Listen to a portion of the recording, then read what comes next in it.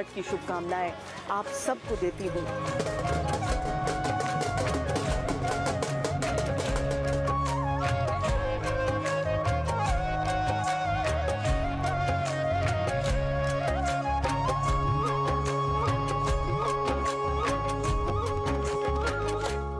छठ कार्तिक मास के शुक्ल पक्ष को चतुर्थी तिथि से प्रारंभ होता है।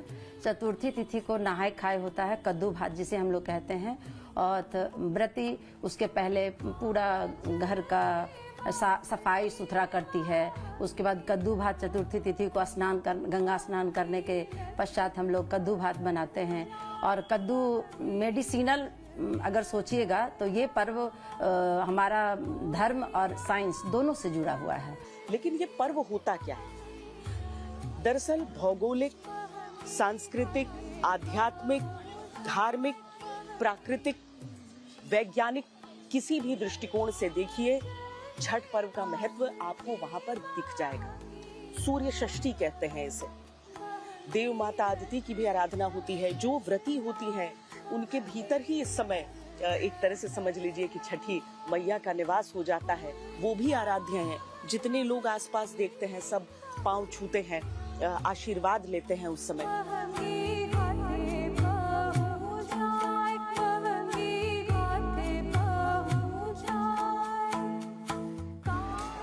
सूर्य षष्ठी वैज्ञानिक रूप से भी इस समय कुछ ऐसे भौगोलिक परिवर्तन के कारण मनाया जाता है जो कि सीधे सूर्य की पृथ्वी पर पड़ने वाली किरणों से जुड़ा हुआ है।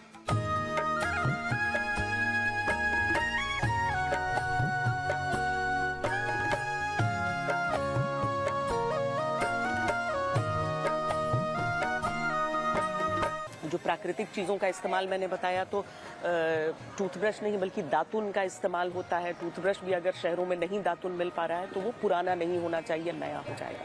सब कुछ शुद्ध इस दिन से। कल का दिन खरना का हो जाता है। जितने भी रिश्तेदारों या फिर पड़ोसियों जिनके घरों पे छठ नहीं हो रहा है वो आकर सहयोग देते हैं। मैंने बचपन से देखा है, अपनी माँ को, अपनी चाची को, अपनी मौसी लोगों को छठ करते देखा, अपनी नानी को छठ करते देखा है। तो ये कहीं ना कहीं मेरे अंदर भी है कि मैं इस पर्व को करूं और छठी माँ का बहुत सारा आशीर्वाद लूं। दूसरा दिन जो होता है वो प्रसाद बनाया जाता है। गुड़ की खीर और रोटी या पूड़ी, जो भी, जैसे आपने पहला साल जो छठ पर्व की शुरुआत की, पहले साल जो बनाया वही हर साल बनते रहता है, ये नियम है। उस प्रसाद को शाम में आते हैं लोग, और इस दिन सबसे अधिक लोग आते हैं घरों में ताकि वो उस समय प्रसाद को ग्रहण कर पाएं। प्रसाद ग्रहण करने की भी अपनी एक प्रक्रिया होती है पहले। और केले का, चूंकि यहाँ पर मैंने कहा हर सीजनल चीज का महत्व है। जो भी सूर्य देव की ऊर्जा से उत्पन्न हो रहा है पृथ्वी पर, उसका महत्व है। और उसके बाद जब व्रती उसे ग्रहण कर लेती हैं, उसके बाद घर के बाकी लोग जो हैं वो खरना का प्रसाद ग्रहण कर सकते हैं। लेकिन इस प्रसाद के अलावा जो छठ व्रती हैं उन्होंने कुछ भी ग्रहण नहीं किया होता है, यानी निर्जल उपवास। ये प्रसाद ग्रहण किया और उसके बाद फिर वो निर्जल उपवास वापस शुरू है।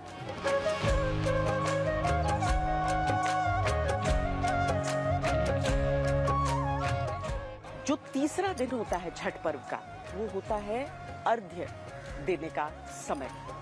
डूबते सूर्य को अर्घ्य दिया जाता है छठ महापर्व के तीसरे दिन। इस दिन सुबह से फिर प्रसाद बनाने की प्रक्रिया शुरू होती है, लेकिन ये प्रसाद अलग है। जब प्रसाद तैयार हो जाता है, फिर सूप को तैयार करने की बारी आती है। यानी कि सूप की पहले पूजा की जाती है, उस पर रोली लगाया जाता है और उसके बाद उसमें एक एक करके सभी फलों को, सब्जियों को सज्जित किया जाता है और साथ में ठेकुआ, महाप्रसाद भी डाल दिया जाता है। कुछ चना भी जरूर डाला जाता है इसमें। हर चीज, एक और बात है इसमें कि हर चीज जोड़े जोड़े में इसमें आती रहती है, रखी जाती रहती है। छठ हमारे हिंदुओं में सबसे बड़ा पर्व मनाया जाता है। सभी बिहार में ये सबसे बड़ा पर्व कहलाता है छठ। इसमें ये 4 दिन का पर्व होता है। पहला नहाय खाए, जिसमें दाल, कदुआ भात यही सब बनता है। उसके दूसरा दिन खरना, तीसरा दिन संध्या अर्घ, चौथा दिन सुबह वाला अर्घ मनाया जाता है। जो निर्जल उपवास की हुई है जो छठ व्रती, वो इसको लेकर बाकी घर वालों के साथ वो घाट की तरफ आते हैं। घाट पर आकर आप कम से कम कमर तक नदी में, जैसे मेरे पास तो गंगा जी हैं, सामने गंगा जी हैं, तो वहां पर उसमें डूबकर आप जिस ओर सूर्यास्त होगा उस ओर मुख करके आप हाथ जोड़कर खड़े रहते हैं, आराधना करते हैं, सूर्य देव की उपासना में स्वयं को बिल्कुल डुबो देते हैं।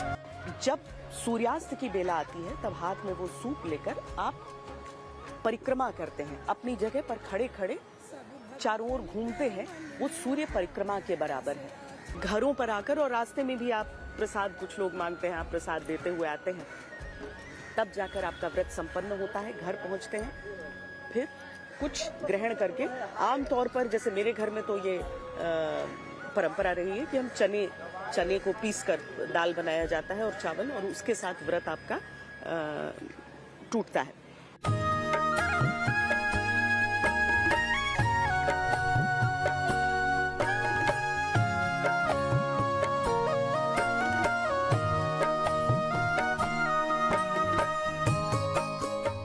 छठ महापर्व की सोच भी शुद्ध है, इस पर्व का, इस व्रत का पालन भी बहुत शुद्ध है। तो आज से मैंने, जो कि चुनाव कवरेज मैं लगातार कर रही थी, पदयात्रा मेरी बिहार के अलग अलग जिलों में लगातार जारी थी, लेकिन 4 दिन का विराम मेरी भी पदयात्रा को है, क्योंकि मैं छठ का पर्व करती हूँ, छठ का महाव्रत करती हूँ। कठिन होता है, नहीं होता है, ये अपना अपना व्यक्तिगत आकलन सबका होता है, लेकिन जब आप पूरा पर्व धारण कर लेते हैं तो आपके भीतर ऐसी ऊर्जा का संचार होता है जिसको आप किसी भी चीज के समानांतर नहीं रख सकते हैं। इसीलिए छठ महापर्व की अनेकों शुभकामनाओं के साथ अभी के लिए मुझे अनुमति दीजिए। आपसे छठ महापर्व के प्रतिदिन मुलाकात होती रहेगी। अभी के लिए इतना ही। प्रणाम।